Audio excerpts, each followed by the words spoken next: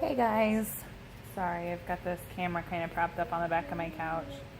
So basically to embroider this like block letters and to do the fill-in can be, oh my gosh, you guys don't even know how much trial and error it took for me to figure out a good fill-in technique that I felt confident with. I hate satin stitch because you have to have a flawless satin stitch for it to look right at all.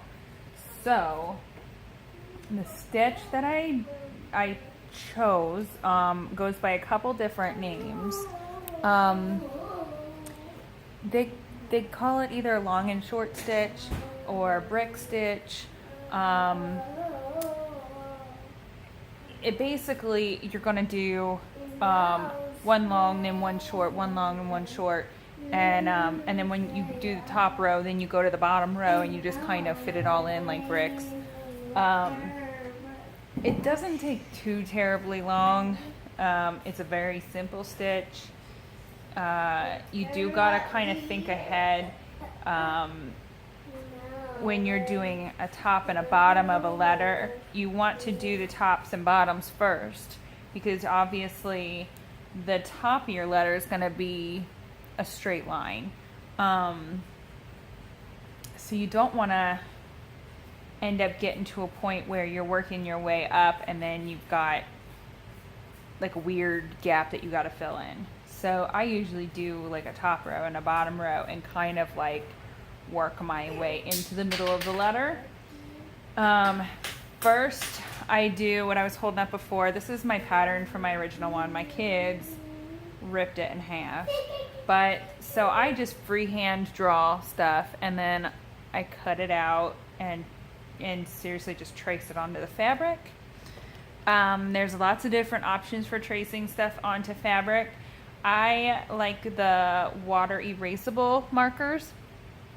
So you basically just dab a cloth, a wet cloth over your marks and they come up. They almost fade completely as you're dragging your hand across the fabric a lot. Throughout the several days you work on a project, it'll be almost completely gone. So it's pretty easy to clean up. So I first do the outline in a contrasting color. You can see on here, maybe you can't see it, I don't know, but it's the outline was sort of like a brownish color, and then the middle, the fill-in is sort of like a steel blue. So that way, they're not vastly different colors when you look at them, but it's enough that it kind of stands out and it's easier on the eye to be able to see. So for the outline, I got Gracie in her hair. oh, very good. So for the outline, I really just do a back stitch.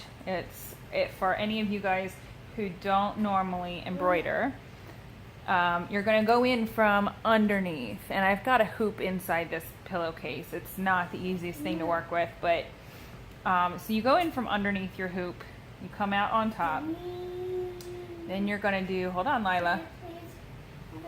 Papa, is it old? No, you can have it. So you're going to do one stitch first, and then when you go back underneath your hoop, you're going to go about a stitch length in front of that. Okay.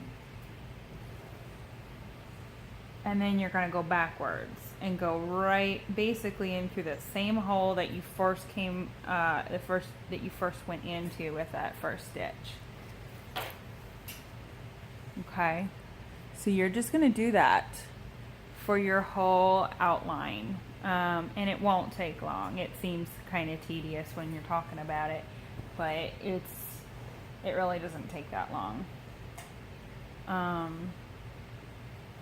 So anyways, I'll be doing this outline. I'll outline this first letter first, and then we'll work on the fill-in. So let me pause it, and then we'll do the fill-in.